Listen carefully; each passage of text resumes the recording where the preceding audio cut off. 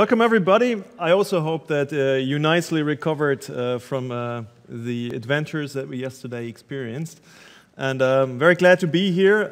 It's my second time in Porto, and I'm very happy that I can discuss with you a little bit about the past, present, and future of business process management.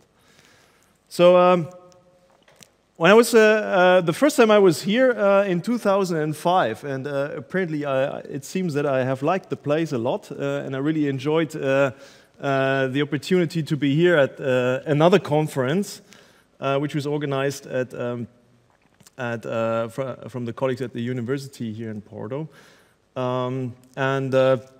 I think that made me also a little bit think about when we talk about the past, the present, and the future of business process management.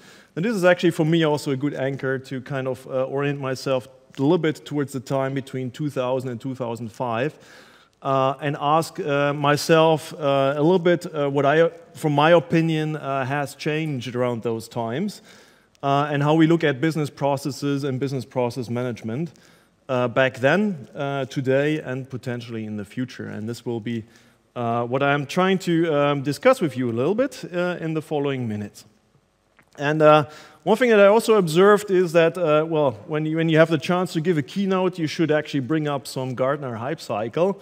And the nice thing, what I believe is like with these Gartner hype cycles is not to look at them what they are showing today, but what they have been showing in the past. And I think this is pretty interesting when you see which kind of predictions were around in 2005 regarding which kind of technologies would be taking over in the next couple of years.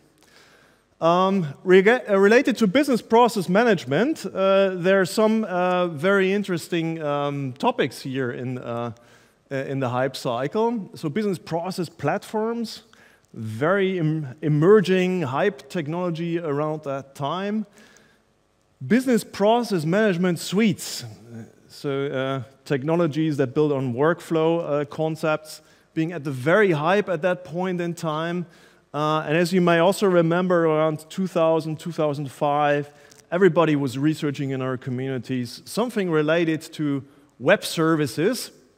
And web service-enabled business models and also service-oriented architecture was at that point in time already a concept that has kind of overcome this hype and was becoming more mature. And I think all these things are these days pretty much technologies that we would consider as commodities.